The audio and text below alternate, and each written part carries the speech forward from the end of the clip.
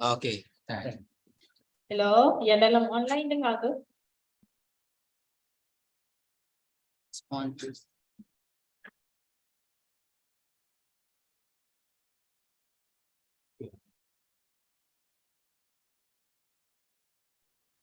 Testing. Hello, Assalamualaikum. Bagi partisipan yang online dengar ke?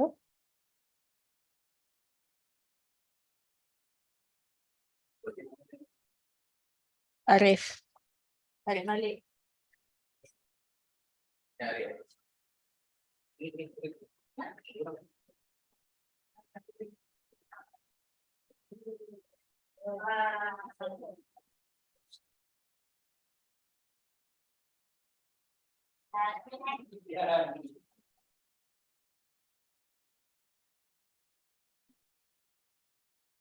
Kalau aku dia akan cepat.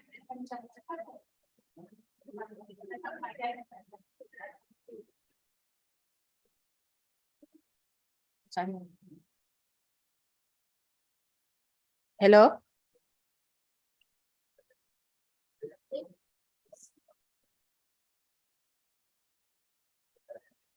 Hello, Assalamualaikum.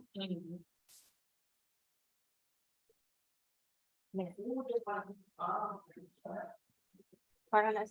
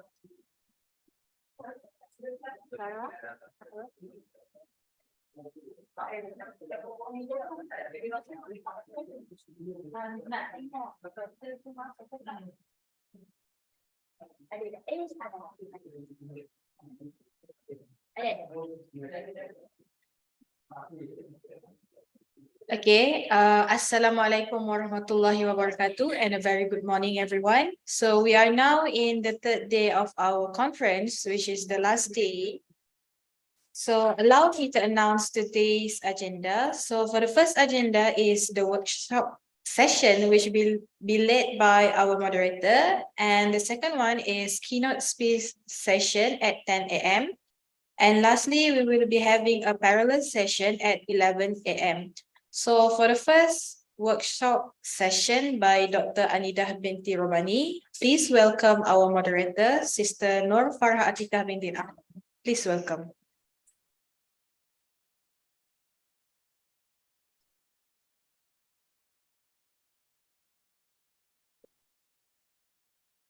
Thank you, Sister Arina. Assalamualaikum warahmatullahi wabarakatuh.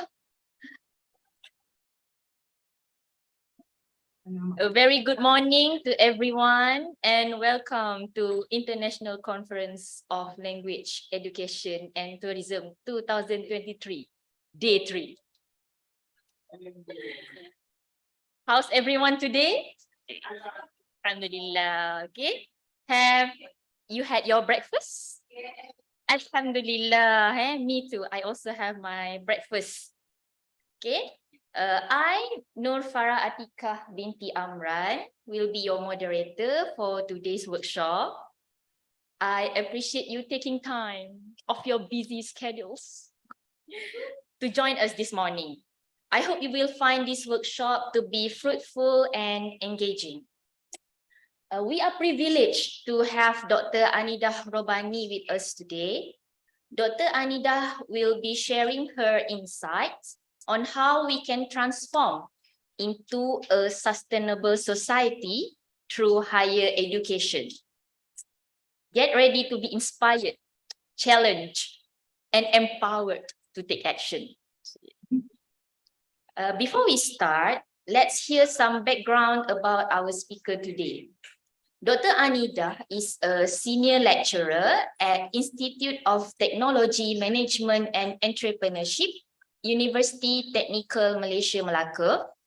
She completed her bachelor degree and master degree in History and Civilization at International Islamic University Malaysia, our alumni. She then completed her PhD in Science and Technology Policy at University of Malaya. For your information, her areas of expertise are Sociology of Development, Sociology of Sustainability, Civilizational Studies, and Science, Technology, and Innovation in the Islamic world. How impressive, right? Right or no? Right. Okay. Not only that, Dr. Anida's latest journal article publications are The Motivating Factors for Switching Intention to Use Halal Cosmetics in Indonesia and a framework of servant leadership impact on job performance, the mediation role of employee happiness in UAE healthcare sector. Now, without any further ado, please join me in giving a warm welcome to Dr. Anida. Dr. Anida, the floor is yours. Okay, Bismillahirrahmanirrahim. Can you hear me? Boleh dengar ya semua?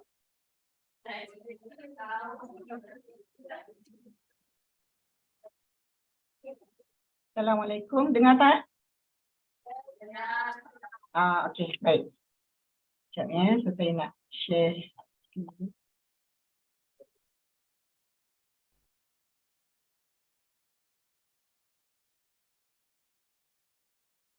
Okey, Bismillahirrahmanirrahim. Alhamdulillahirabbil alamin wassalatu wassalamu ala asyrafil anbiya'i wal mursalin wa ala alihi wa sahbihi ajma'in. Subhanaka la ilma lana illa ma 'allamtana innaka antal alimul hakim. Rabbi shrah li sadri wa yassir li amri wahlul 'uqdatam min lisani yafqahu qawli amma ba'd. Baik. Thank you very much Miss Moderator, Miss Nurul Farah, for the kind introduction about me. I hope it is not exaggerating then, okay? Okay, and then Honorable Dean Kuya of Languages and Management, Honorable Deputy Dean, respected Head of Department, fellow lecturers, beloved students, ladies and gentlemen, Assalamualaikum warahmatullahi wabarakatuh, and a very good morning to all of you. Salam sejahtera daripada saya, dari Bumi Melaka. Okay, baik.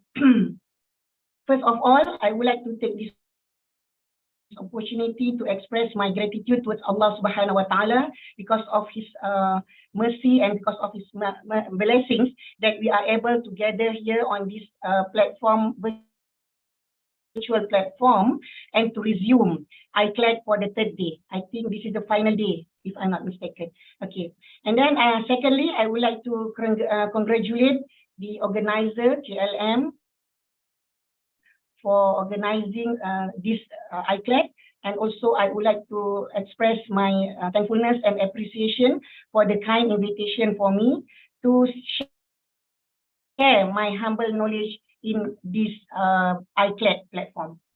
Okay, actually I'm very delighted and also feel so honored to be given this opportunity to give back a small favor to my alma mater, IIUM. And especially for IIUM Pago, because I used to teach part-time in IIUM Pago.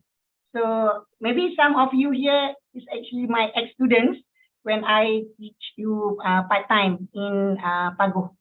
Okay, so all right. So as you can see on the screen, the title that I chose, which I streamlined from the broad theme of ICLET, that is diversity and transformation in language, education and tourism towards a sustainable society.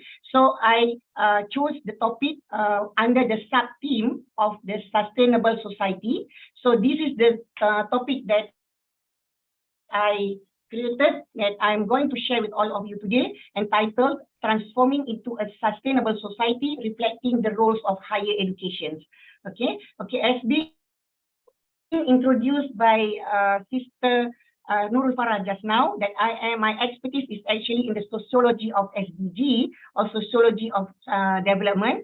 So what I'm going to give today is actually more on the sustainable development and how it relates to our roles in higher education sector.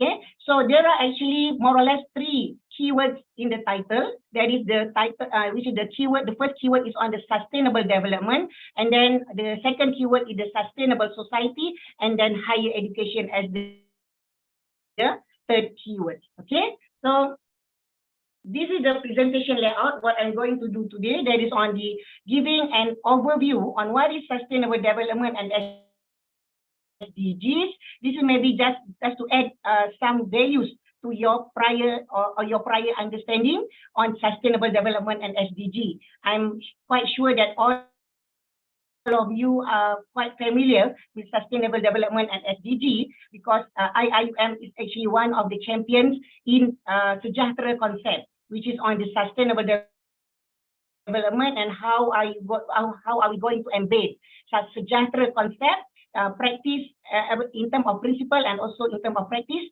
in the campus. Okay, so sustainable development and SDG in general, and then what we have learned so far after the pandemic, COVID-19 pandemic, and how it affects SDGs and also higher education sector, and then understanding sustainable society in terms of the definition, characteristics, and also what are the enablers of the pengupaya kepada pencapaian sustainable society itself. Okay, and then a sustainable society reflecting the rules of higher education, and then the way forward.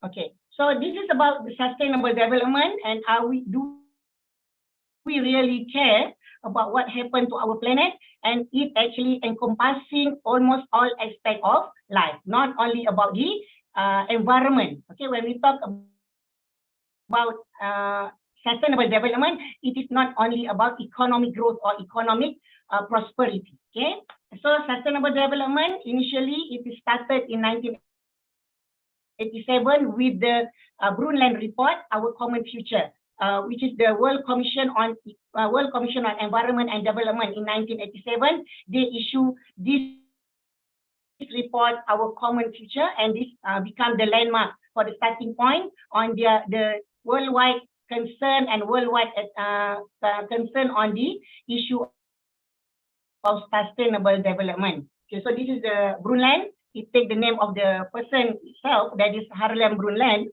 It is what is sustainable development? It is concerning the quality of life and also development that will not deprive the rights and also the needs of future generation,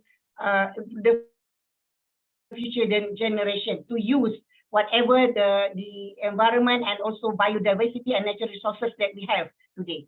Okay, so I won't put too much here. Okay, so this is actually the worrisome because of the development, and then the overdevelopment, over-industrialization led to many modern socio-economic crises. Okay, for example, the prevailing poverty, the inequality, the climate change, the global warming, unemployment, food scarcity, and etc. So this is actually because of the failure of the neoliberal capitalist economic model. Because this model, they only care on the profit making and also on the economic growth.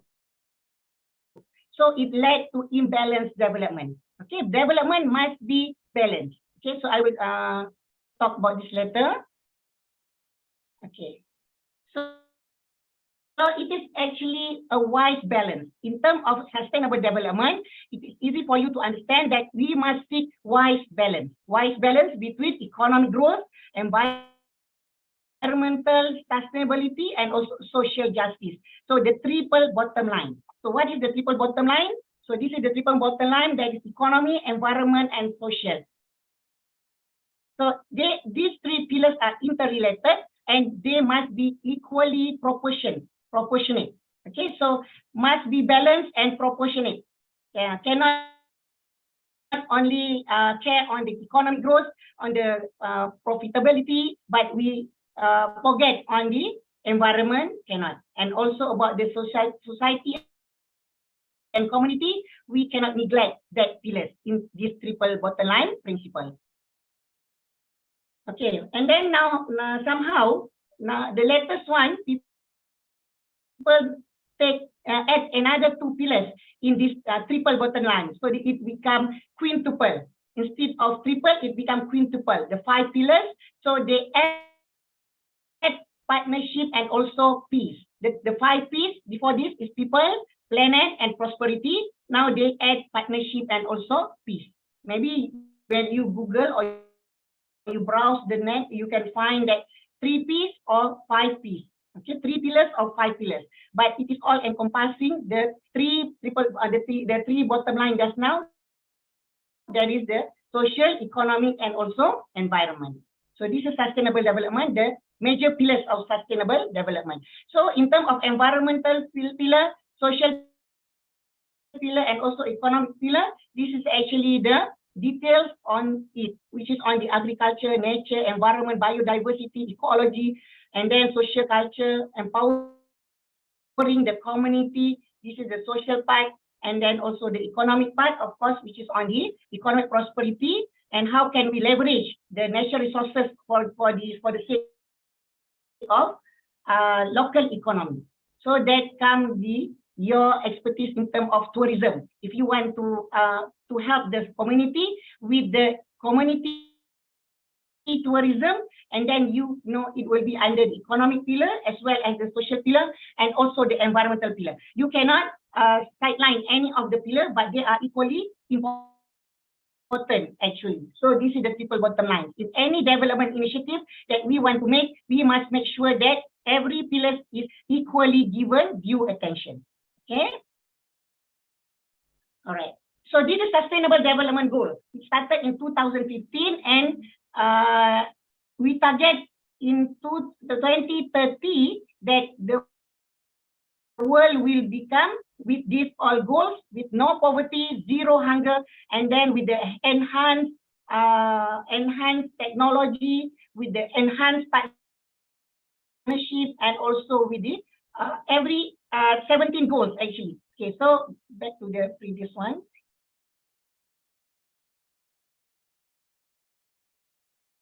Okay, there are actually 17 goals started in September 2015 that all the member countries of the United Nations, they agreed to adopt the 2030 Agenda of Sustainable Development Goals.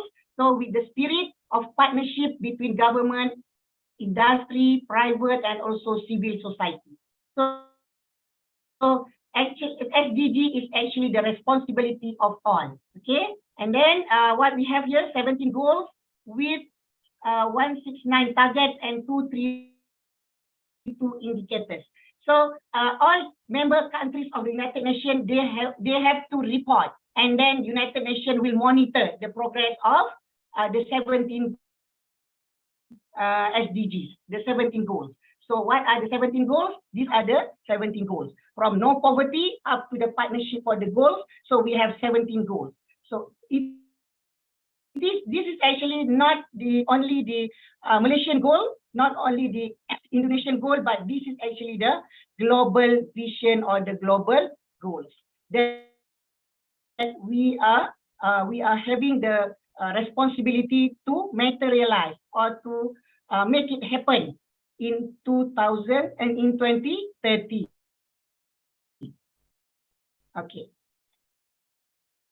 So this is, I would like to stress that SDG is actually interrelated, intertwined, and we cannot deal in isolation. For example, when we want to talk about sustainable society, how to transform our society to become a sustainable society, we cannot only talk on the environmental aspect. We cannot only talk on the social part, but we must deal with all the three elements or the three sectors, that is social, economic, and environmental equally.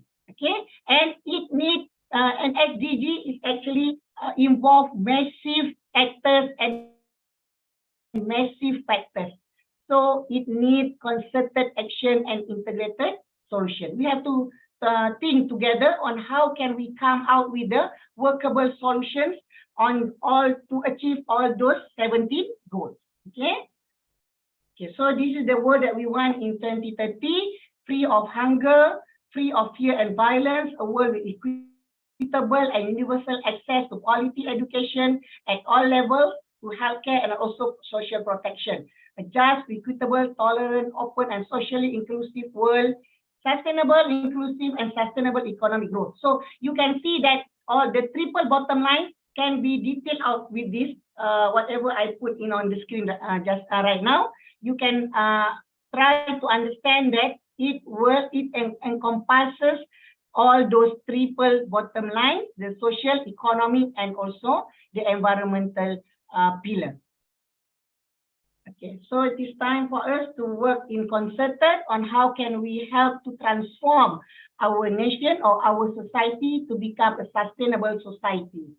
Okay, so actually Malaysia is by no means an exception or exceptional in terms of the sustainability issues. There are actually many sustainability issues related to Malaysia, our country as a tropical country. So this is among the sustainability development issues in Malaysia.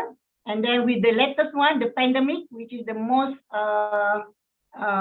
critical one that we have in 2020 up to 2021, we have been under the global or the worldwide lockdown because of the pandemic COVID-19 crisis. Okay, so Malaysia are well committed. We are actually well committed with this sustainable development, because we also commit, we signed the Brundtland, we agreed with the Brundtland, we adopt the Brundtland report, Local Action 21, Kyoto Protocol, UNESD, and GAP. The latest one is GAP, Global Action Program, GAP, starting in 2009 or 2014, if I'm not mistaken. I will check in the later slide, in the subsequent slide.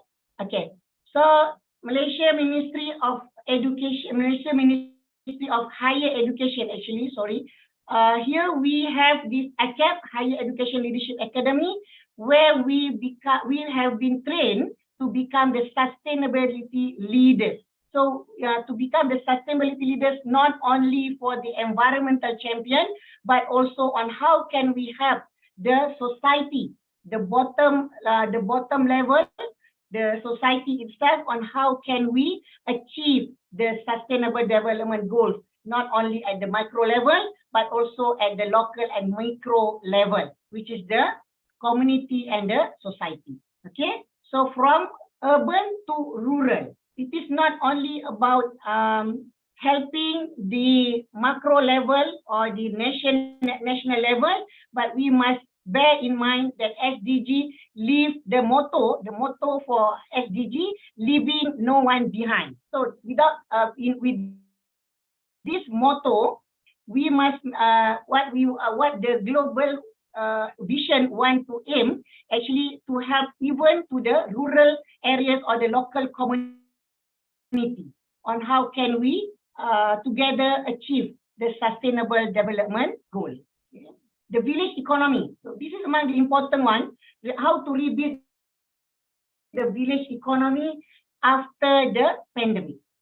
So it is not only about recovering the trading economy of Malaysia, the macro economy of Malaysia, no, but we must also help on how can we rebuild the village economy. How can we help the community, the villages to rebuild their life and also their economy after the pandemic crisis, after the lockdown. Okay, so what we have learned so far, the impact of COVID-19 on SDG and also specifically on the higher education, what we have learned so far. So before that, just a quick overview on the general impact of COVID-19 pandemic, the economic activities remain slow and lower, the loss of income, and then also the layoff and unemployment, and then the worsening poverty, because majority of the vulnerable segment of the society, they fall below the poverty line because of the lockdown and because of the suspension of the economic activities worldwide. Okay, and then what I'm going to focus now is on the disruptions because of the COVID-19 pandemic, what it gives to the in terms of disruption in higher education sector. Okay, so the pandemic disrupted teaching, research, and community in higher education, resulting in a loss in revenue streams because there is no enrollment of the students become very minimal, and also loss also in the human resources. Okay, so among another challenges is the new norm include the unreliable internet connectivity, access to ICT infrastructure, and preparedness of online pedagogy, because it is a very abrupt closure of the institution, so we are not prepared for that. Okay, so another important major issue related to the pandemic COVID-19 is the issue on e-learning quality assurance, because most of us opted for the remote learning, opted for the online learning. So now we have to talk on how can we ensure the e-learning quality in the higher education. Okay, so this is among the most affected SDG. Okay. Okay. This one related to higher education because my topic today is reflecting on the role of higher education. So this is the most related SDG to higher education. There is on the number 4, mostly on the number 4, there is quality education, because we are now having the issue on accessibility and also quality of e-learning education. Okay, how can we ensure inclusive and equitable quality education, and how to promote lifelong learning opportunities for all segments of the society. And then for the SDG 8, decent work and economic growth, this is also another SDG which is which is significantly related to higher education, because it relates to the issue on graduate employability. Okay, the unemployability rate among the graduates become higher because of the lockdown and because of the new normal. Okay, so this is among the number 4 and number 8. It's actually among the major SDG which have to take up by the higher education sector in the aftermath of the COVID-19 crisis. Okay, so this is among the severely business sector affected severe business sector in Malaysia, especially hospitality and tourism. I believe that KLM under the Department of Tourism, you have been aware with this factor, with this fight, that is hospitality and tourism is among the most related business sector, among the most affected business sector in Malaysia in the due to the COVID-19 pandemic crisis. Okay, and then for the agriculture, it is most related to the rural community, rural economy on the agriculture. Okay. Okay, so the current socio-economic landscape in the aftermath or in the new normal era, what are the major key trends in the post-pandemic? So this is among the key trends, major key trends. There is on the digital transformation. So now we all hear so much on how to digitalize the government sector, the private sector, the education sector. All talk now about the digital transformation. And Malaysia already launched My Digital. So My Digital will be the major guiding policy guideline on how can we translate the big policy of My Digital into the every level of the society. And then economic shift. Now the buzzword now is the gig economy, the circular economy. So this is among the major key trend now on the gig economy and also circular economy, remote education and e-learning, e-commerce boom. Okay, and then also the health and wellness, especially on the mental health, mental well-being. Okay, so this is among the important major issue and also major research topic. Okay. In fact, now when we, as a lecturer, when we want to bid any research grant nowadays, we have to relate our proposal to any of these SDG. Okay, only then we can win the grant. Okay, so this is among the major research topic and on how to integrate SDG in our research proposal. Okay. So among the impact of that key trends, of those key trends in the previous slide on the higher education, we have to accelerate the adoption of digital technologies, and then we have to strive to provide flexible and innovative teaching and learning strategies. And then the university has to rethink their curriculum design, especially on how to match with the industrial demand, okay, and with the industrial needs and demands.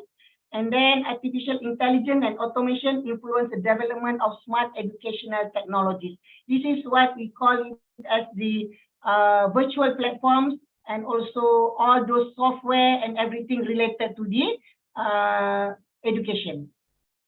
Okay, so maybe we now have to redefine the roles of higher education in the aftermath of COVID-19.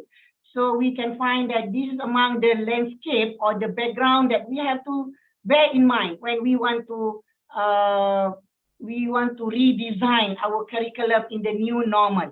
Okay, we must have in our back at the back of our mind to all the policy making, policy making in higher education sector. We must have this at the back of our mind that we are now in the era of the Industrial Revolution 4.0, digital revolution, gig economy, the new generation of workforce under this gig economy, and also sustainable development goals.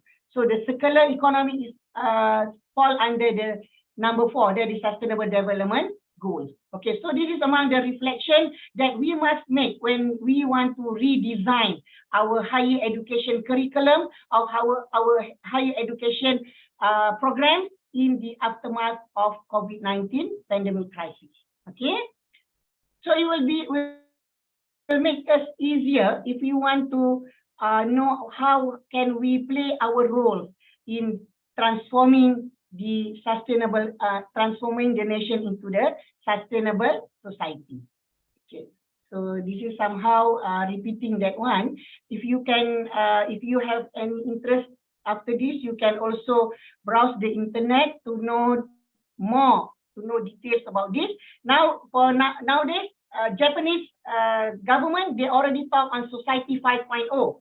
Our Industrial Revolution 4.0, and then they already step ahead, one step ahead, that is on Society 5.0. So what is the Society 5.0? They are now talk on the super smart society.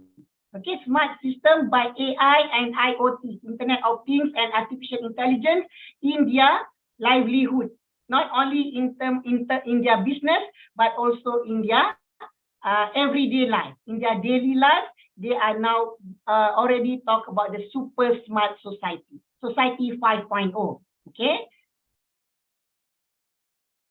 Okay, so what is a sustainable society? What is the time now, Farah? Okay.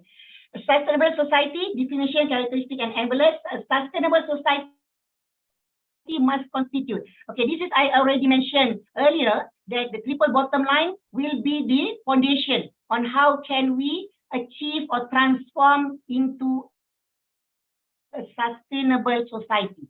So it must have the wise balance between the 3 pillars, that is economy, the social, and also environment. So we must strive for balance and harmony between economic growth, social justice, and also environmental sustainability.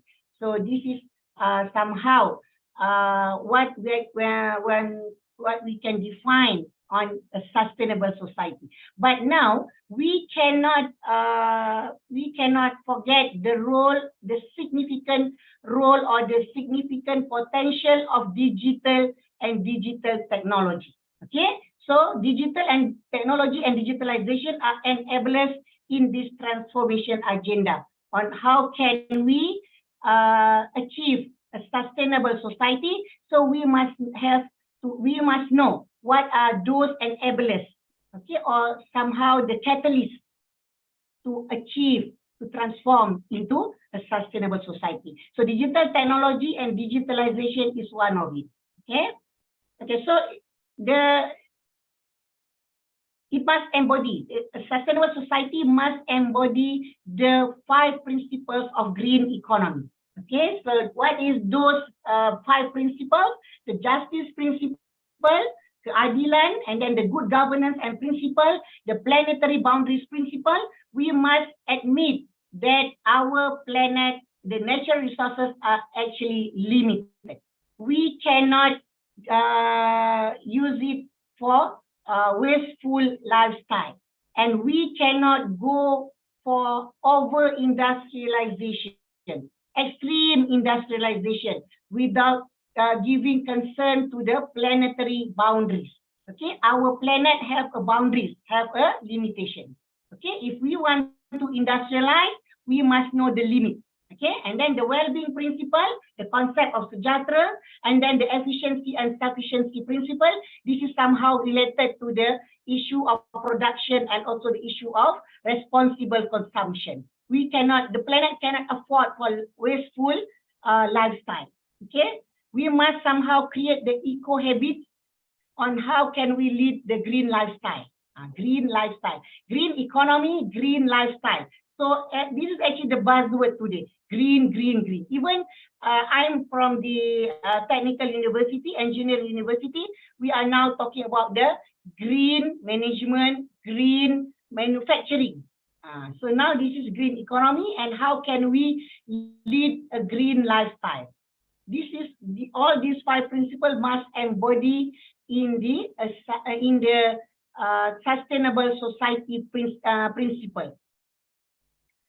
Okay, so this is among the major characteristics. It is somehow the repetition of the slide before, so I won't go long on this one. Okay, so the prerequisite to materialize the sustainable society, other than the digital technology and digitalization, we have another prerequisite, for example, the political will and commitment. So for this political commitment, it is not only at the macro level, but in fact at the village level, we also have the leadership structure of the village. We also have the organizational structure of village at the village level.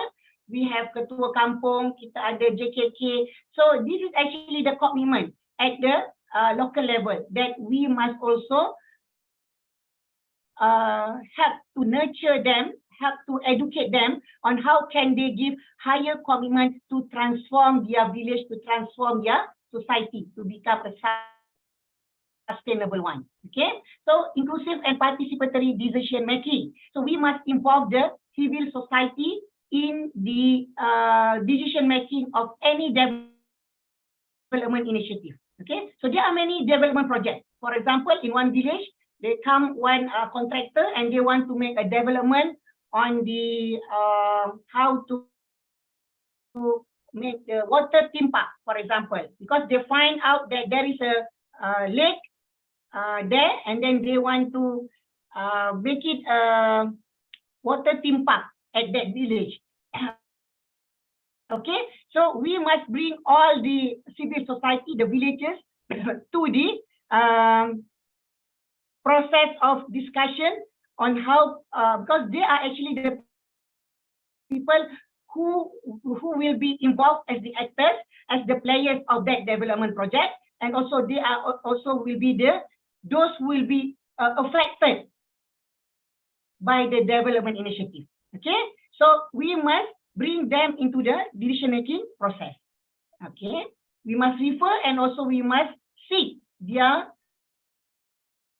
consent for any development project that we want to make in the village, for example. Okay, so scientific research and innovation, so social innovation become another important research topic nowadays. We must seek on how can we innovate in terms of sustainable development goals, and also on how to transform the sustainable society. What else the innovation that we can help our society to become sustainable and also to become resilient community. Okay, so resilient community engagement and empowerment, this is somehow the capacity building.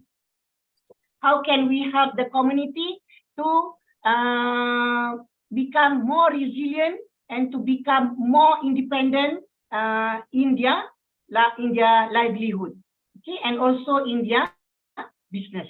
We can help with the social entrepreneurship and social innovation on how can we help the society to leverage their business, to leverage their economy, and how can they rebuild their life after the pandemic, after the lockdown. Okay, resource management and circular economy, and also the technology transfer and capacity building. So this is somehow when we go to the next slide, we can find another role of higher education that is on the technology transfer and knowledge transfer to help in terms of the capacity building for the community. Okay, so this is just a continuation or somehow the additional fact on the how to build the resilient community. So we must strengthen the social capital. We must know that in terms of the development, we have the major quadrant, 4 major pillars of development. That is the first one, we must have the economic capital or the financial capital, and then we must have the technology capital, and then we also must have the human capital and social capital. So social capital is another important pillar in order for us to achieve a balanced development. So social capital, including solidarity, including the social values, including the social norms, the shared vision. Also, this is under the social capital quadrant. Okay, so strengthen the social capital, active community engagement, local solidarity economy. So what is local solidarity economy? This is somehow the economy of the local people, economy of the village people, where we use the strength of solidarity of those community. For example, the village community. So they themselves will initiate the any development project or any initiative on how can they leverage their economy, how can they leverage their rebuild their economy, especially after the pandemic crisis, after COVID-19 crisis. So how can they rebuild their life and also their economy? So mostly for solidarity economy, this is actually my research project, my research area, which is I focus on SDG in terms of local level development. So how can we empower the community for them to lead the change? On how can we empower the community, the village community, on how can they leverage their village economy with the solidarity principle. So it is somehow we use the platform of cooperative, kooperasi. Okay, kooperasi kampung, kooperasi masjid. So this is on the local solidarity economy. So the village will be transformed into a sustainable society with their own resilient economy. Okay, so we will make use of the natural resources that they have, for example, to help them to boost their economy in terms of ecotourism, for example, the community-based tourism, for example. Okay, so this is a economy that based on the solidarity of the community itself. Okay, so disaster preparedness, fostering public-private NGO partnership, and then communication and information sharing. This one, normally the community, they must utilize all those social media and all those digital technology that they have. It will be easier for them to communicate and also to share any information and also any knowledge. Okay. Okay, so this is somehow the example from my own research when I go to the local level to see how the community, the village community, how they use their social capital, their values, their strength, their local strength to leverage their economy. So this is the local economy on how we can localizing SDG. Okay, so localizing SDG in this respect, mostly related to SDG 1, no poverty, zero hunger, because we try to help in terms of food scarcity issue, in terms of food production, the supply chain, food supply chain, and everything. So this is among the localizing SDG, among the successful story that I have from the local village on how they survive in terms of solidarity economy. Okay, so this is all the solidarity economy. Okay, community-based tourism is among the major example of social innovation in the tourism sector. So actually, each and every one of us can help in this process because we are our own village in terms of this triple bottom lines of preserving the heritage, preserving our historical heritage, our tradition is also under the SDG. Okay, so community. So the society, we can help them to become a sustainable one. If we have all these enablers, for example, the major one is effective governance and supportive policy. And please bear in mind that in terms of governance, this is not only about the federal government or the federal governance or the macro level politics, but it is somehow the local governance. Okay, local governance, and also we have this leadership structure in every village, and also in the meso level, at the district level, at the state level, and last one we have at the top that we have the what we call it as the macro level politics, the government and also the federal. Okay, fostering a culture of innovation and creativity. So this is among the major one, which is very important on how can we help to nurture our community to become more critical, to become more creative, to make innovation for their society, for their economy, for their business, and also for empowering the community. Okay, embracing digital technology is something which is inevitable nowadays. And then establishing partnership and collaboration. This is also a must because I said in the preceding slide that SDG is actually interrelated and it needs concerted effort from everyone. Okay, and then protecting natural resources. Most of the village, they have their own natural resources as their asset. Okay, so they can make use of it for their own economic benefit, but must make sure that they have to remember the planetary boundaries that I already mentioned in the preceding slide, that they have to protect, that they must use it within the limit, within the boundaries of the planet. Okay, responsible consumption and also production. Okay, so how to nurture and develop the community-led change? Because I think most of us aware that in terms of Malaysia, we are very much dependent on the top-down government assistance and also subsidies. Okay, so it is somehow the state-led initiative, top-down. So now it is time, after the pandemic, now we realize that we can actually have to encourage and also empower the community-led change. The community themselves to lead the change, to lead the transformation. Okay, so no more dependent on the government from the top to the down, but it is now somehow the bottom up. The community-led change is somehow another approach that we know it as the bottom-up approach. Okay, so we can identify local champion, for example.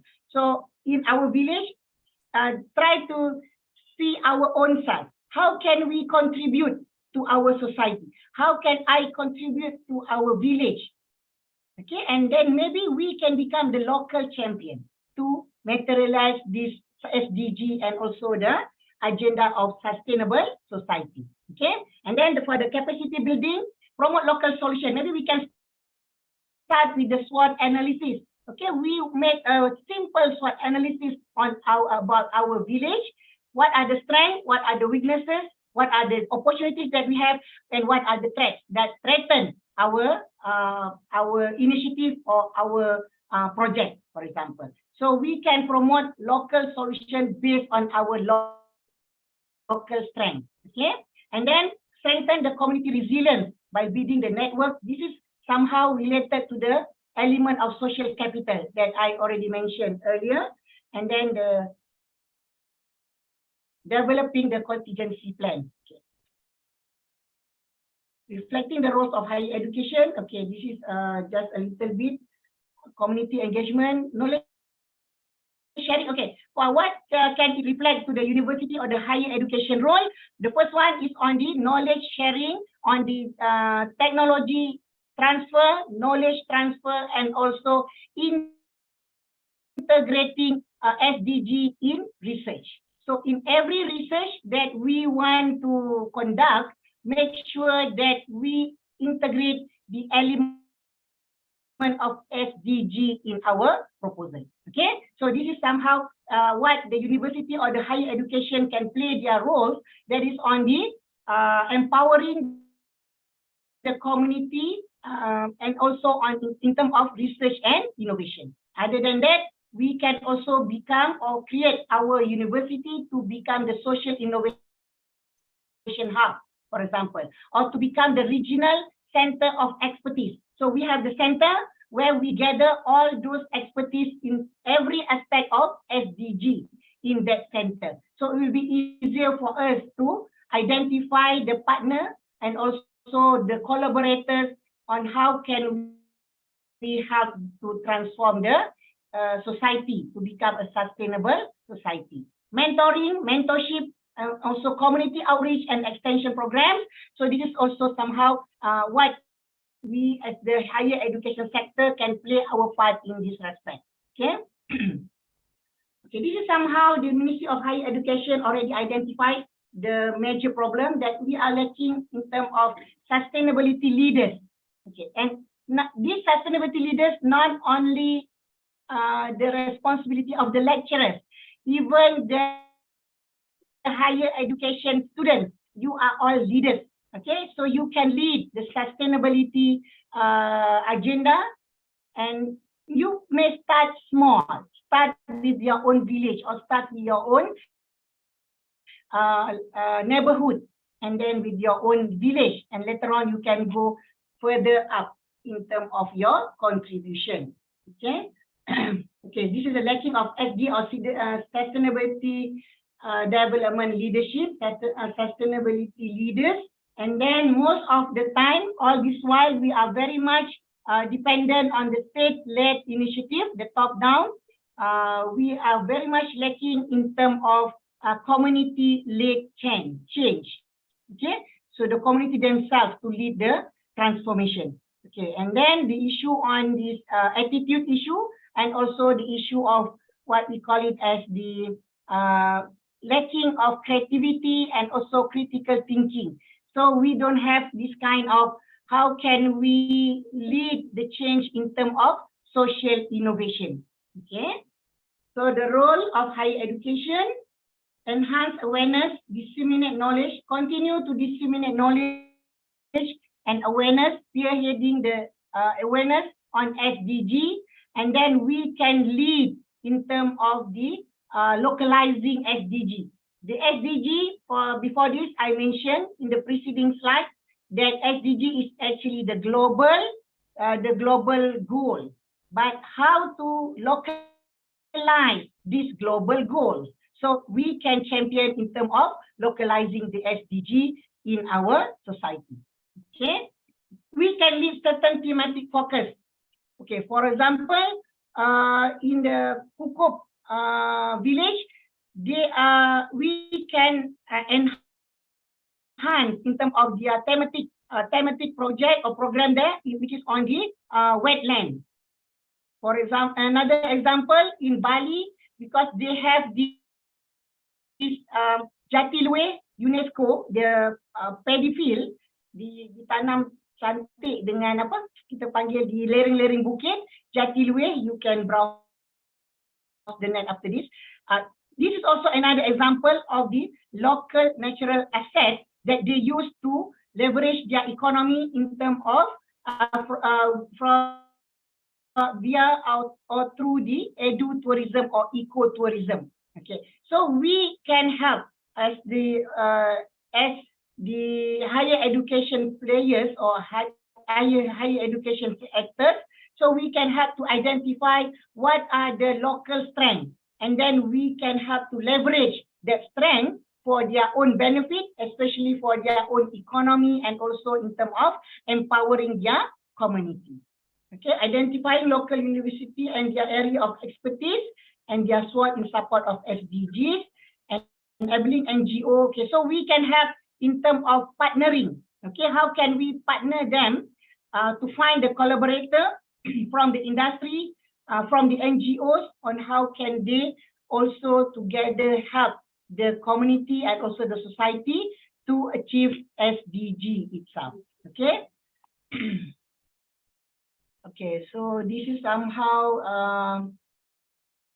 I already touched this in the preceding slide when we talk on this higher education, the impact of COVID-19 on the higher education sector. So what we have to do, redesigning and also redefining higher education roles. So we have to redefine, okay? So we must insert all these value-added elements. For example, the multidisciplinary, the cross-disciplinary curriculum. That this is another prerequisite for if we want to bid any research grant nowadays. We instead of other than integrating SDG in our research proposal, we must also make sure that multidisciplinary and cross-disciplinary happen in the research proposal. Okay, innovative teaching and learning, because we are now going into the what we call it, the remote learning and also the online learning, the blended learning. So we must be innovative in this respect. Okay, so how to align curricula with industry. So this is maybe somehow I put this because it relates to the issue on we are now with the background of the key trend nowadays is on the IR 4.0. So the issue of graduate unemployability. So how can the university curricula be realigned in this matter? Okay, to match with the industry demand in the post-pandemic era. So make sure that on the flexible curricula, industry partnership, this is somehow we can make the program like work-based learning. Okay, latihan industry or the what we call the industrial internship. In my university, we make it happen in this LI or latihan industry, so they will be what we call it, placed in any industry. So 2 years, 2U, 2I. This is among a new program that initiated by UTM. Maybe it is still in the pipeline. So they want to make 2U, 2I. So 2 years in industry and 2 years in universities. Okay. So this is another innovative teaching and learning aspect in the university or higher education sector. Yes. Excuse me, Dr. Anida. I'm sorry for interrupting. Okay. The time is already up, and our next keynote is already waiting. Okay. Okay. So now this is just for a summary or as a conclusion. That what we can reflect in terms of our role in higher education sector. So we have to leverage translational and impactful research for our society, so we can help our society and our community to transform into a sustainable society. Okay, that's all from me. Thank you so much. Farah? Thank you back to you. Okay, thank you very much. Thank all you from very me. much, Dr. Anida, for the Assalamualaikum. very insightful presentations. Assalamualaikum warahmatullahi wabarakatuh. Waalaikumsalam warahmatullahi wabarakatuh. Ladies and gentlemen, we have come to the end of the session. I hope you found this session informative and useful. Thank you once again.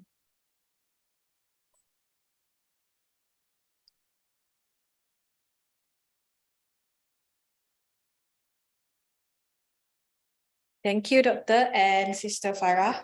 So for our next session is the keynote speech session, which is the talk by Prof. Gavin, which will be led by our moderator, Dr. Al-Amirul MA. So, Doctor, the stage is yours.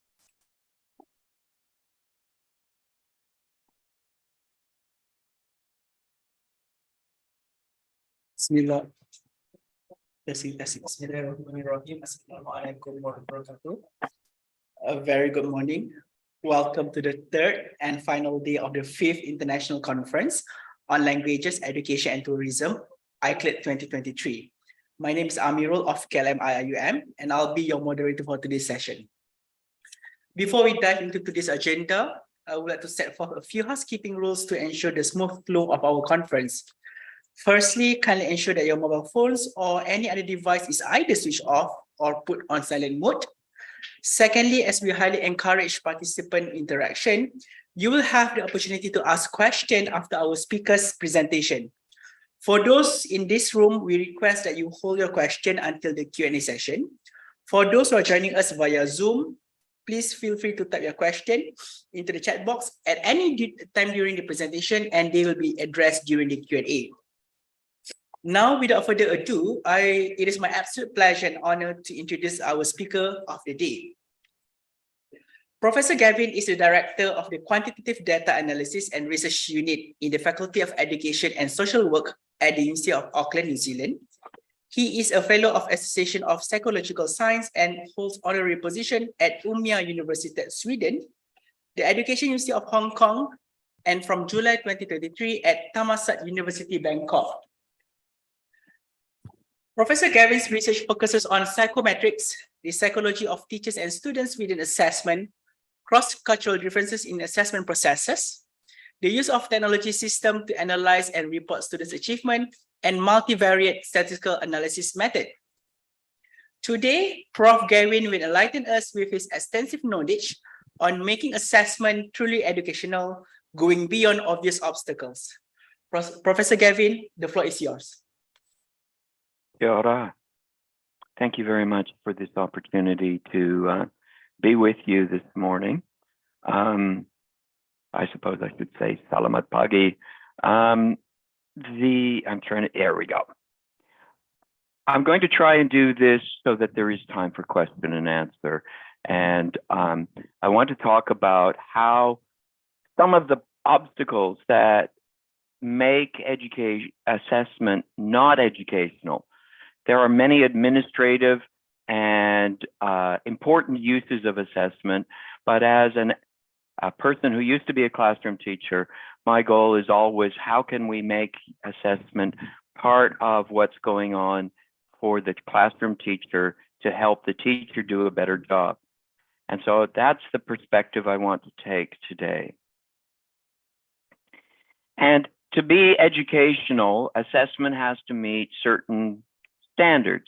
We need to think about its quality. Is it a valid measure? Is it a reliable measure? Can it be scored in a way that when two different people look at the same evidence, do they come to the same sort of conclusion? We need to think about the differences in formats, and we need to understand the pros and cons of different kinds of formats. And I will be talking a little bit about some of the enthusiasm for interactive, informal, student-centric assessment practices, and I have some doubts about them.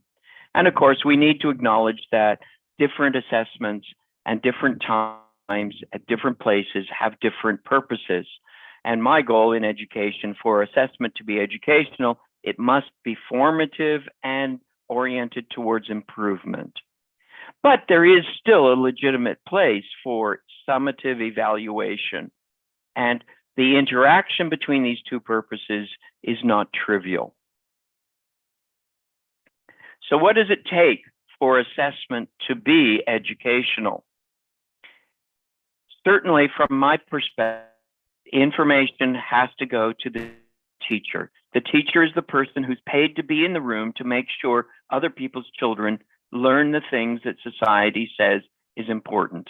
So if the information doesn't go to the teacher, first and foremost, it's probably not very likely to cause educational improvement. And teachers need to know the answers to certain questions.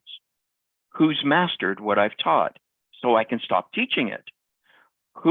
What can I stop teaching because they have it? So these two questions are related. If we know that students have mastered what I'm teaching, I can stop teaching it and move on to the next things. However, there'll be some students who will probably have a gap. They didn't quite get it. So they might need some practice, or they might need some explicit teaching because they were absent the day I taught that, or they just need a little more time. And what is the next thing that students need to be taught, and who needs to be taught that? These are the kinds of questions that teachers have to worry about. And what kind of change to a grouping or content will probably help? I mean, there's no certainties here in education, so we have to say probable. And what should I tell students and families about where students are at and what they can do and what they need to be taught next? Notice the emphasis here is what the teacher needs to do. I'm interested not so much in what the students have to do to learn, but what the teacher needs to do to teach. So I'm less interested in the enthusiasm for assessment for learning where students do the learning. And I'm less interested in assessment of learning because I'm interested in what we can do to cause improvement rather than make a final judgment. My model of assessment has always focused on the purposes of assessment. And it is always possible to say that assessment is not useful. And I'm sure there are some assessments that weren't very useful. They're used to occupy time, to make us feel good. And assessments can be bad for students. They can be inaccurate. And we can use them because we're forced to, but we don't actually change anything. And all of this is bad. And certainly assessments can be useful if they're summative to judge students. We use this all the time to say, are you ready to be promoted? Should I give you a scholarship? Should you get an entry to the next level? We're familiar with that. And we're familiar with the downside of let's judge students and teachers. And parents will automatically say, is this a good school? Yes, it's a good school because a high percentage of students get high marks on the exams. And principals will sometimes use, well, your students didn't do very well, so you must have done a bad job, miss. But what I'm really interested in is the formative improvement purpose. And I believe that assessment has to inform two people. The teacher, what does the teacher need to do? As well as the student, what should I focus on next? But to do that, it must accurately and validly and reliably describe the state of affairs and point to what comes next. And there are a number of obstacles to this, and I want to touch on them briefly to then look at some solution paths. A lot of tests that we have aren't very good. Tests report the total score and rank order. And a test that reports that is probably not very informative because most teachers already know she's the best in the class, he's worst in the class, and we already know a lot about our students in terms of total. But to develop, we need some diagnosis. And tests often have a reputation of focusing on the easy to test stuff rather than the valuable stuff. And this is a problem, especially in essay writing, where Microsoft Word will show you with squiggles under words, problems of punctuation, grammar, and spelling, but it won't tell you if you've made a coherent argument.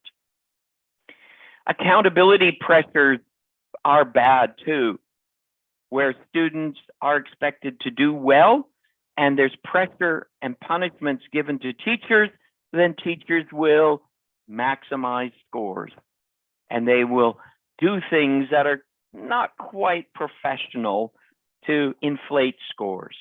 And having negative consequences for schools and teachers will certainly defeat assessment being formative. And there's another pressure that teachers fall into the habit of blaming the background of the student.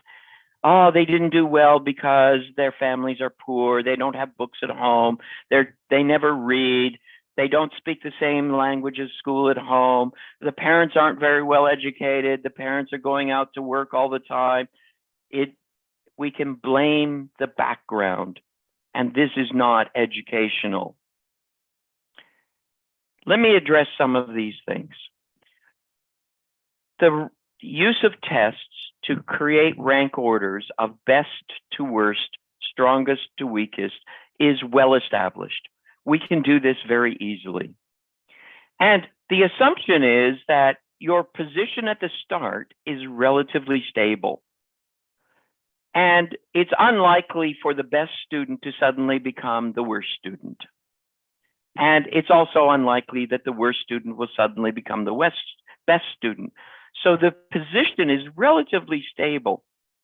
And if rank resists instruction, why would we bother? And that's a very bad thought for a teacher to have.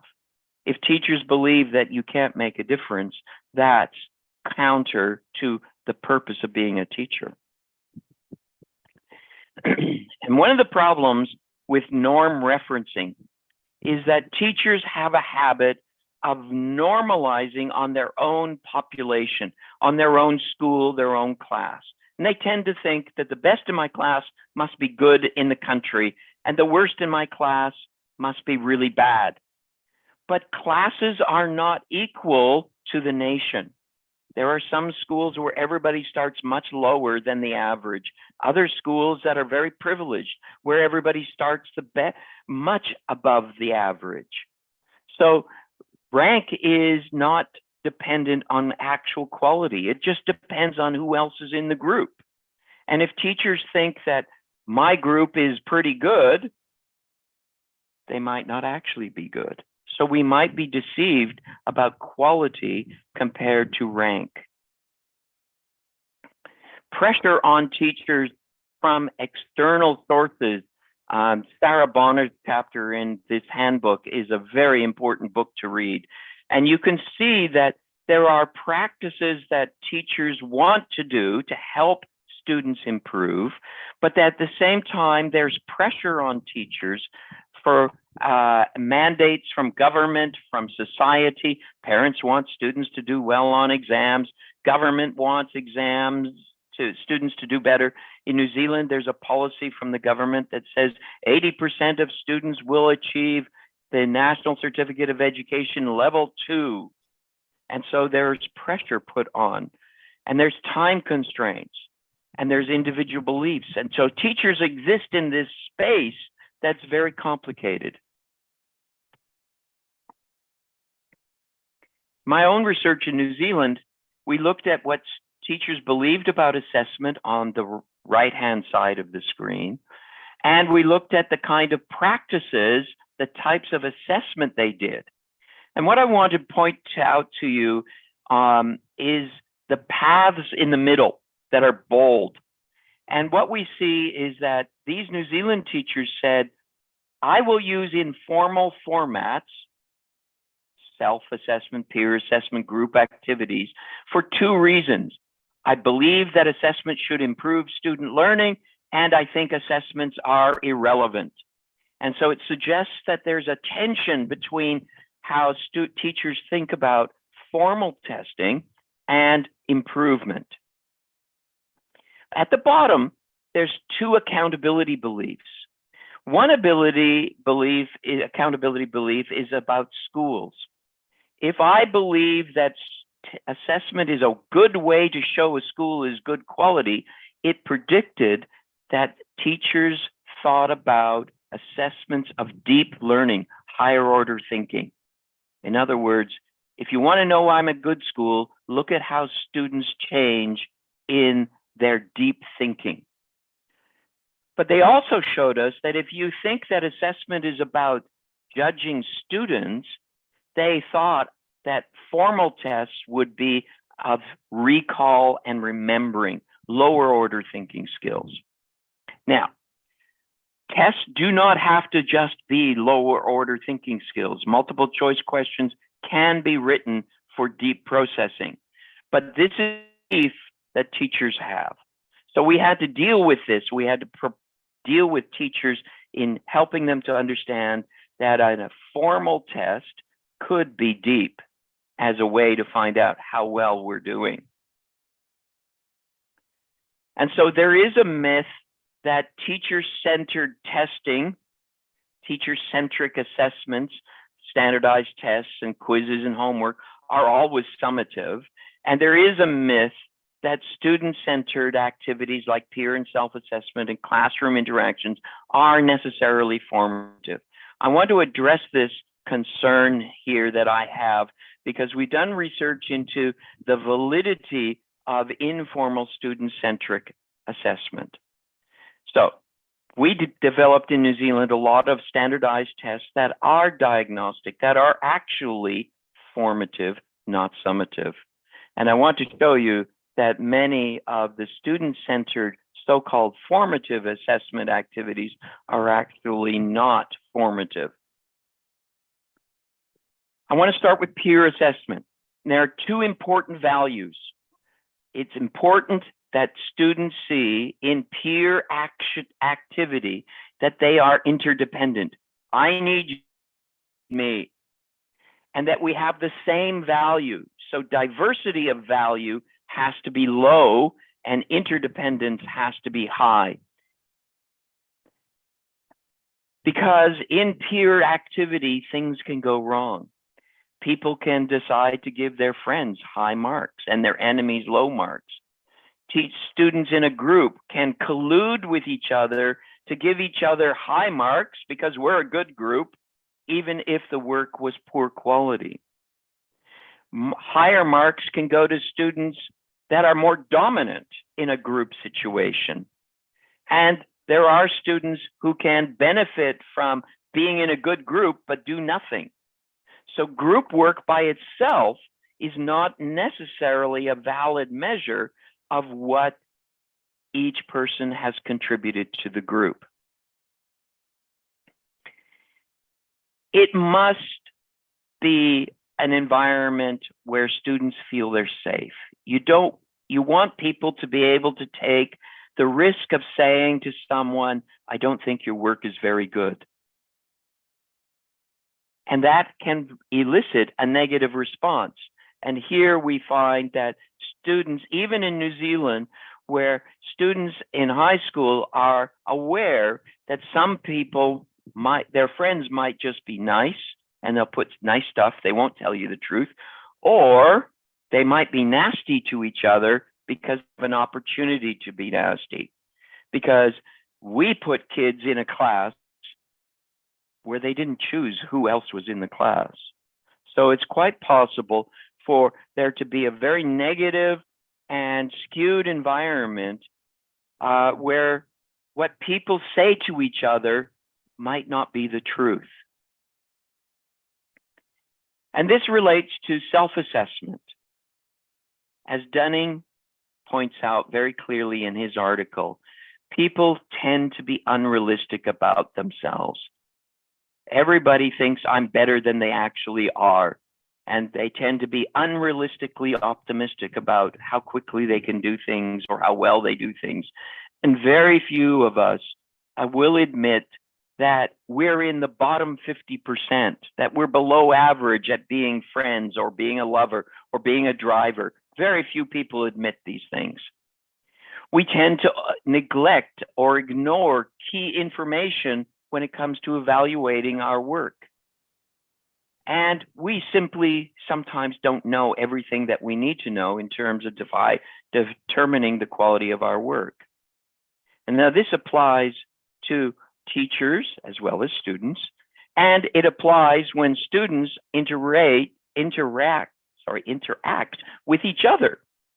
I don't necessarily know if your work is good quality or bad quality, so what I might say to you might not be true. So everybody lies to themselves, and everybody is uncertain when they're telling each other feedback.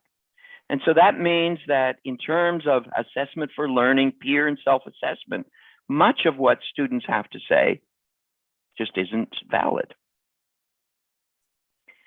We documented this wonderful story where a teacher was using traffic lights.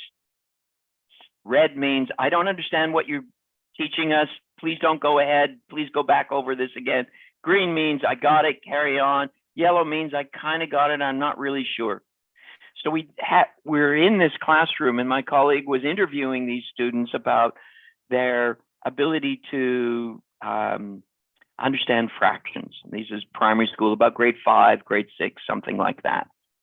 And so my colleague said, so did you tell the teacher that, did you put red in your traffic light because you don't know how to simplify fractions? No, I did orange. Why did you do orange? Well, Jason was looking at my work, and if I did red, he'd think I was dumb. So I did orange. So we have to remember in classroom situations that children are trying to protect themselves from fear of other people. And so what the teacher gets is false information. So some of these obstacles are simple. We have bad tests that don't tell us who needs to be taught what next. We place too much emphasis on accountability of both teachers, schools, and students. And we really can't rely on assessment for learning practices to tell the teacher the truth about who knows what. So I want to talk about some opportunities to resolve these things. And there are 5 things I want to touch on that give us possible hope for improving educational outcomes for all. And I won't read the list, but I'll go through the list. Fortunately, schooling takes place during high levels of neuroplasticity in the brain. We send kids to school at the very time their brains are most able to change and learn. And learning is causing the brain to change. You can see this as people's brains, as people learn, their brains start to change. Neurons and synapses start to change. So this is a wonderful thing for us. We're working in a time when people are designed to change. And quality schooling increases intelligence, just as intelligence increases the effect of schooling. These are interrelated. And what does good schooling do? Good schooling both teaches and assesses systematic problem solving, abstract thinking, categorization, paying attention even when it's boring, and repeated manipulation of symbols and operations, as well as remembering. My perspective is very simple. Teachers need to ensure that kids learn the things that we want them to learn. Otherwise, they won't be able to do the thinking that we want them to do. These skills are an intelligence test.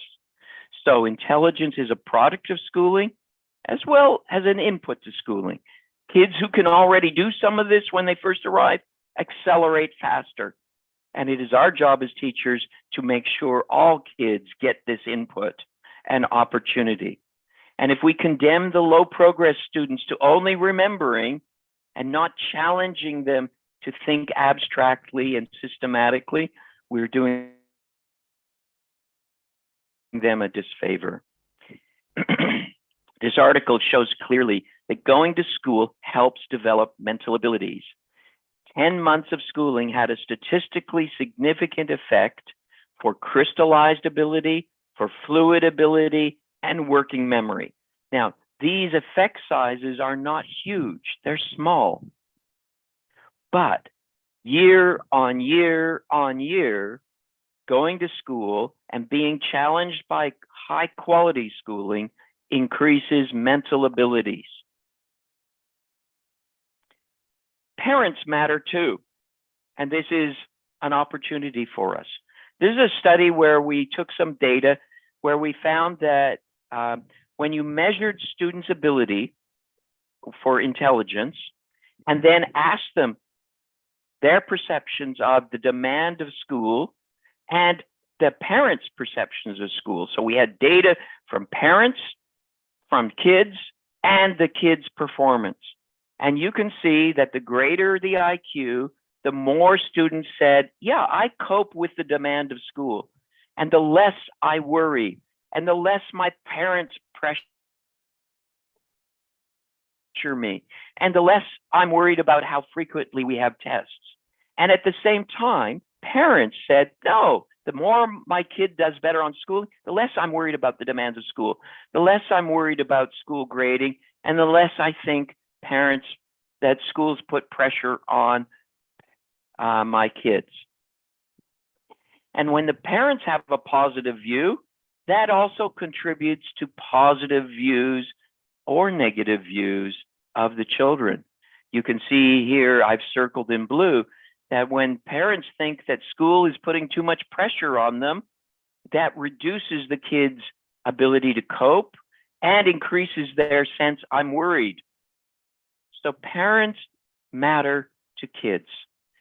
And what we need is to increase student ability so that they have greater psychosocial, emotional control of themselves.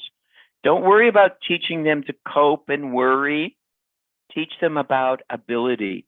Make sure they can learn. Teachers also believe that assessment can be formative. And here's a table of studies that have been done, most of them more than 10 years ago, in which we asked teachers 4 different beliefs. And what we found is almost everywhere in the world, the highest score improvement.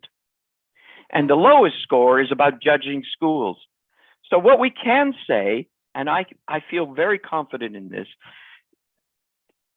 teacher attitudes are not the problem here. If schools are not improving, if students are not improving, we shouldn't blame the teachers' beliefs. Teachers believe in using assessment to find out who needs to be taught what next and what I can stop teaching. Teachers believe this almost everywhere in the world. Students also believe that teachers are using assessment to improve teaching. Let me explain this study here. We have a test score of mathematics, and the green boxes are student beliefs about assessment. The top box is that assessment is about things outside my control, my intelligence, my future. And the more they believe that, the negative 82 says that their score went down. Believing in things outside your control as we want them to take the second box, that assessment improves my learning, that I can learn from assessment, that the items under improvement have to do with learning from things I got wrong to focus on what I need to study. And students who believe that get an increase in their math score. They also believe that teachers use assessment, like test-like assessment, to improve their teaching. So improvement 39 goes, teachers use assessment, test-like assessments to improve me, and that test-like assessment practice contributes to greater performance, 0.25. So this tells me that students want to believe that teachers are using tests to improve their teaching of students. And I hope that teachers are doing that. They're not using tests to control the kids, but to figure out who needs to be taught what next, what can I stop teaching. At the same time, students didn't enjoy being tested. You can see the negative 27 from personal enjoyment to tests. And I think that's a healthy sign. Being tested is anxiety producing, and it's okay that it produces anxiety. Notice it's a small number, minus 27, so it's not a big number. If it had been 97, we'd be really worried. But this small thing says, I know teachers are using tests to improve their teaching of me, but it doesn't mean I like being tested. And what they found is that the interactive informal assessment increased classroom climate. Yes, we have to work together. That helps us work together. But notice there's no path from those interactive informal assessments to performance on a test. So if we want students to improve in their testing, we need to take advantage of the fact that they believe we teachers are giving them tests, not just to judge them, not just to quieten them down, but to actually find out who needs to be taught what next. And that falls on us as teachers to make sure we do that. And I want to talk about a mechanism of better, smarter tests that we developed in New Zealand. This is the ASTLE system. ASTLE stands for Assessment Tools for Teaching and Learning. This is a system that we developed 20 years ago that's still in use in New Zealand schools. It's aligned to the curriculum objectives from level 2 to level 6. It focuses on just 3 subjects, reading comprehension, mathematics, and writing, but it's in 2 languages, English and Te Reo Māori. It uses an item bank of pre-tested items. We tested over 90,000 kids with hundreds of questions. We used item response theory. We created large-scale norms, and we used standard setting to show the difference between level 2 to level 3 to level 4 and so on. And we created a test creation software so that teachers can design tests, and now the system is completely online, and the tests are administered either online or on paper, and there's a menu of reporting. And I want to talk more about this to show you how tests can be diagnostic. And this is some of the interface. So the teacher comes on to the test online system, and there's a menu of reports that the teacher can select. And this is an individual report that shows the strengths and weaknesses of a student. On the left are the things that the student got right. And these are achievement objectives followed in the brackets by the test questions. So you can see that the student in the green box has achieved these 4 objectives for 3 test questions. And these green items here are items that are below the red circle. So they're easy for this student. In the red box are easy questions that the student got wrong, and they're also easy here. So there's 2 messages to the teacher here. Stop teaching the things in the green box. Get the student to do a bit of practice, but tell them these will be easy for you to master because you're all. In the yellow box in the top left are 2 items that the student got right that kind of surprised us because they're harder than this red circle. So they got something right that was difficult. So look, this shows you can do harder things. And in the blue box are all the questions that the student got wrong and the achievement objectives that the student got wrong, but are from this upper area above the red circle. So this tells the teacher, you need to start planning to teach this stuff. So stop teaching the green, plan to teach the blue, do a little practice, but reassure the student that they can master these easily in the red, and celebrate the strengths and challenge them. Look, you're not as dumb as you think you are. You can do hard stuff. And up here is the total information for that student. And you can see the student's attitude is a little bit below the average. And overall, this student is at level 3. And the average, they're close to the average for students in their year. So they're not hugely behind. But this report gives teachers something to share with the parents and the student.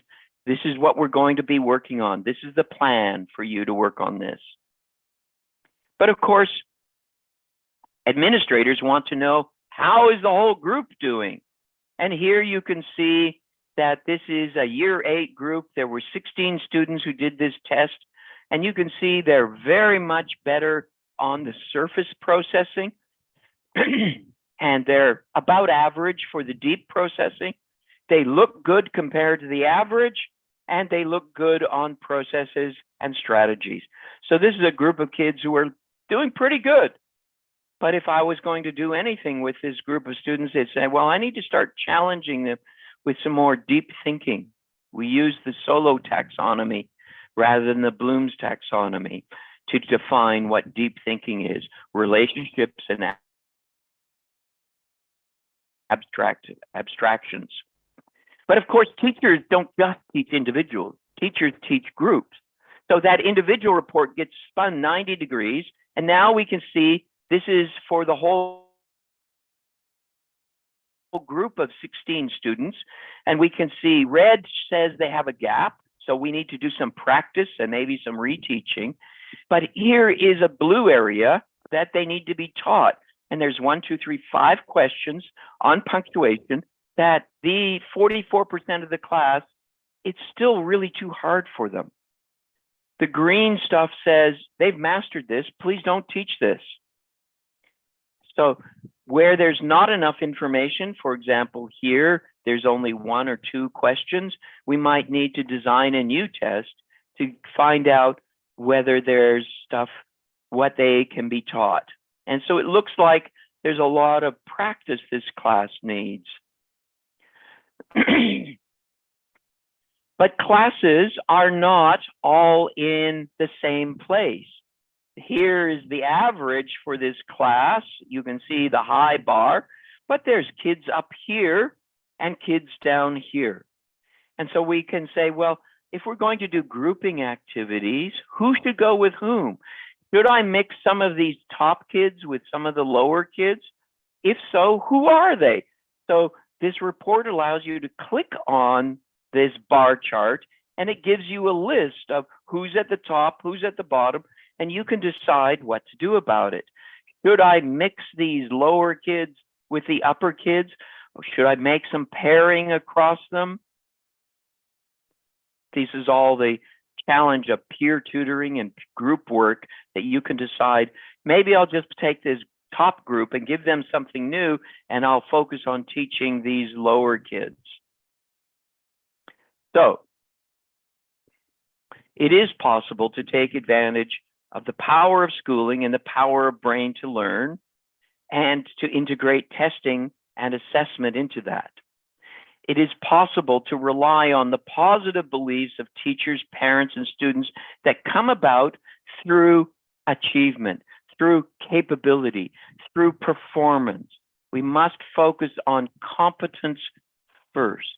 As students become competent, their attitudes become more confident and positive. We must design and deliver testing tools that prioritize diagnosing and identifying who needs to be taught what. Not giving ranks and totals is just not good enough. We have to reduce the punishments and consequences for failure. Teachers need to be able to look at test scores and realize, I didn't succeed. And students must be able to look at that and go, I didn't succeed, I need to learn, without fear of someone whacking them with punishment for discovering bad scores.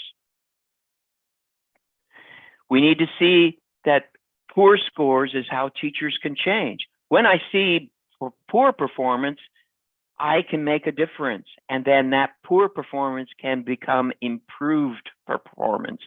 And leaders of schools and nations must support teachers in doing this. It's not just about being at the top, it's about finding out how to improve. And if you want to read more about this, Dr. Amirul has this list, and I'm sure he'll be able to share this list of possible sources. Kia ora, terima kasih. Thank you very much for your time. Thank you very much, Professor Gavin, for the insightful sharing session. Now, we're going to have a Q&A session. Do you have any questions from the members of the floor? Yes, Zara. Okay, Prof, we have one question. Okay. Right.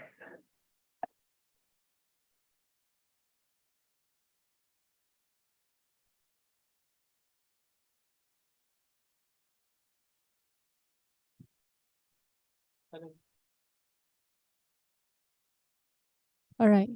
Can you hear me? Yes. Right. Thank you, Prof, for the presentation. It's really beneficial. So to ask about the practice that you have done in your your practices. This is a probably simple dilemma that we the educators face every day. Mm-hmm. For example, based on the assessment, we found out that our students have poor understanding in regards to one topic. Mm-hmm. So we want to spend a little bit of time to explain to them, right? Yes. Based on the assessment. But we also have another syllabus, another topics that we need to complete. So, I mean, how do you,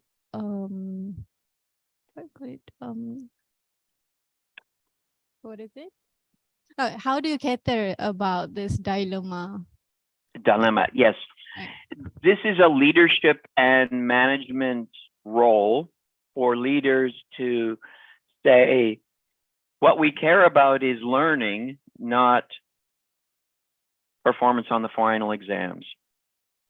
But it's very difficult for leaders to say that because they're being judged by their district administrators and by the parents and so on. So it requires a widespread commitment to improved learning over test performance. So many years ago, an article was published in a magazine in Auckland that said the 25 best schools. And my professors, John Hattie, helped them select 25 schools that had made big improvement in students, but they weren't at the top of the pile. So, and that created a huge scandal amongst all the schools at the top of the pile who said, we're the best schools. And I guess it requires the whole society to change the definition of best. Best is schools that make a difference, not schools who start at the top because they're in the rich neighborhoods and their parent and the kids come already well performing. So it requires system-wide commitment to improved performance over high performance, because improvement is not the same as high. Now, if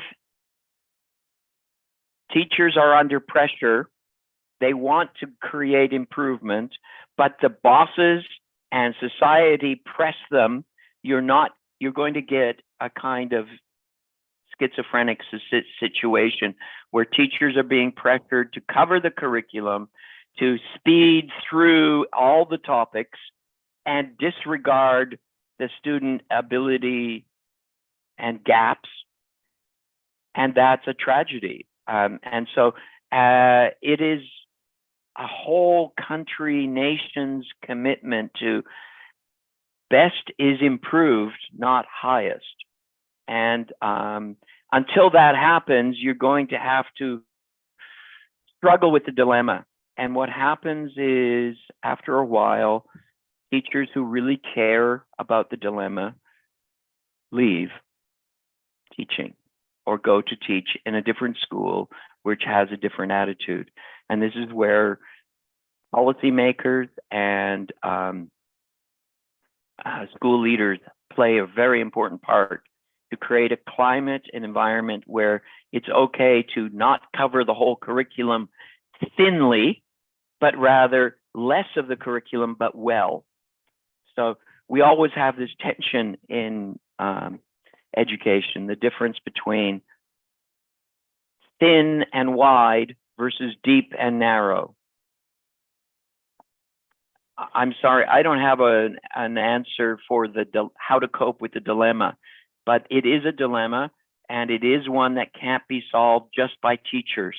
It's a dilemma that has to be solved by policymakers and school leaders and society as a whole.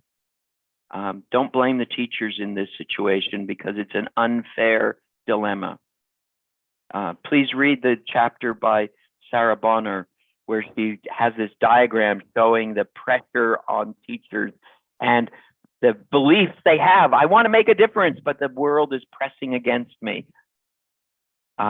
It's not an easy job to be a teacher in that situation. Prof. Thank you very much. Do we have another question, Prof? Hi, Prof. I'm Azrul from International Islamic University, Malaysia. So, Prof, I greatly appreciate your valuable insights, but I just wanted to share that at our university, we offer a course that involves students in community engagement projects. Okay. Despite the significant expectations, okay, the course only offers 1 credit hour. Okay, so I would love to hear your perspective on this, particularly in terms of assessing student learning outcomes. Thank you. What is the implication of 1 credit hour to you?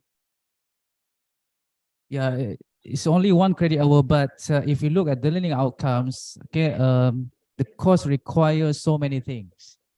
Okay, so you think there's a mismatch between the amount of work and the credit? Yeah. Well, you need to be rational and sensible about this and change the amount of work to fit the credit that it's worth.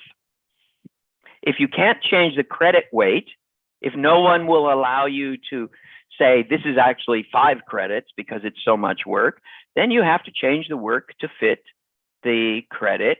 Otherwise, people will hate you in your course because you're making them do much more work than the merit given to it. So be sensible here. Make it fit. Yeah, but frankly speaking, Prof, for the time being, we cannot change the credit hour. So that's why I asked you the question, how we can do to solve this issue. Well, you have to be realistic and manageable. So the work has to be manageable for the teacher to market and teach it, and the work must be manageable and relative to its worth for the students. So change what you're doing. Instead of being overly ambitious, be less ambitious.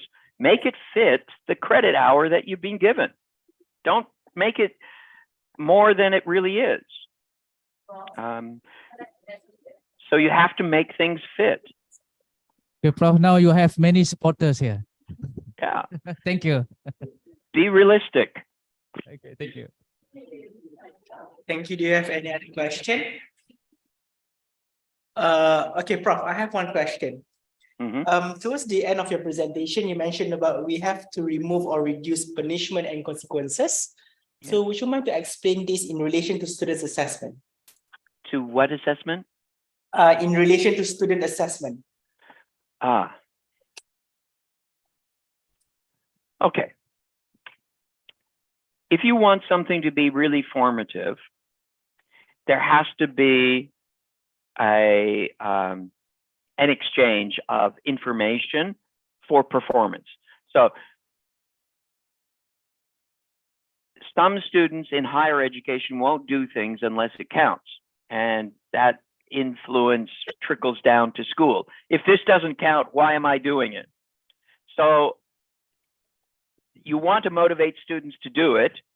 So sometimes you have to give them some credit for doing it, which means it has to count towards the mark, final mark.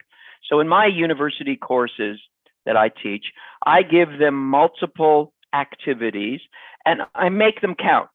Some of them are worth a small amount and they start small and they build up, and so that the final ones are worth most of the weight. But I also structure them so that if you do badly on the first one, you get an opportunity to use that information to improve your performance on the second one. And that information gives you a chance to do better on the third one. So we know that you can improve if you're given an opportunity to build on your previous performance. So in terms of credit, weight, you give something that they have to do early on, and then if they do badly on it, there's a second activity that uses the same skills so they can learn from that poor performance that you give them feedback on, that to do better on the second one. Another option is, and I've seen this done when I was working in Hong Kong, oh, you did really badly on assignment number 1. I will let you redo assignment number 1 to get a passing grade, but you won't be able to get an A. The maximum you'll be able to get is a B. So they got to fail. You can redo it. I'll remark it, but I can't give you an A, even if it's an A, because you had a chance to do it a second time, unlike the person who did it first time. Another thing I do in some of my courses is I use a tool called PeerWise. PeerWise is a computer program that's free and open access that students create test questions for their course. And other students can do the test questions and comment on the quality of the test questions. For the course I teach, the students have to upload questions and they have to comment on other people's questions. And I give them a small number of marks for the practice, for the doing of it, for the participation, rather than the quality of what they do. I give them 10 marks for doing so much work. It's not very much compared to the whole course. It's 10% of the whole course. I don't judge whether they did it well or badly. I just record, did they do it? And I give them marks based on how much they did. The impact of that is their final assignment is much better because they've had a chance to write their own questions and they've had a chance to give feedback and receive feedback from their peers, and the quality of performance improves. So design of the assessment so that there's small things to begin with that help them do better later on. There's activities that I make them do that count a little bit towards the final mark. And you design things and you give them opportunities to improve. When we write articles for journals, we get them sent back with, please revise. And they want us to write a letter that says, this is how I changed the article. Give students a chance.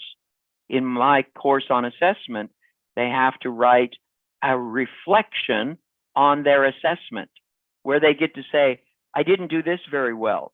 I didn't do that very well, but this was really good.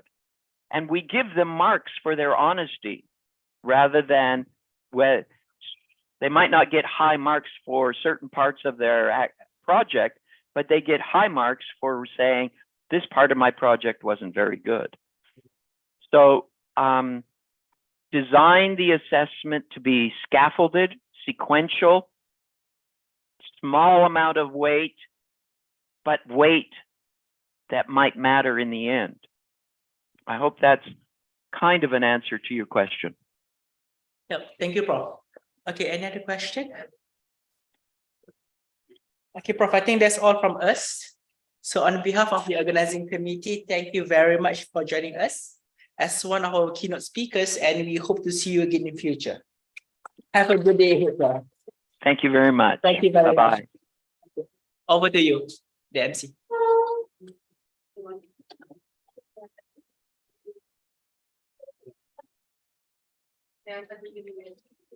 Okay, thank you, Doctor. So I'd like to read some announcements for the participants now. Our closing ceremony will be held in this room, seminar room 3 at 12:30 p.m. and all participants are invited to the ceremony. So now, all participants may proceed to the respective seminar room for parallel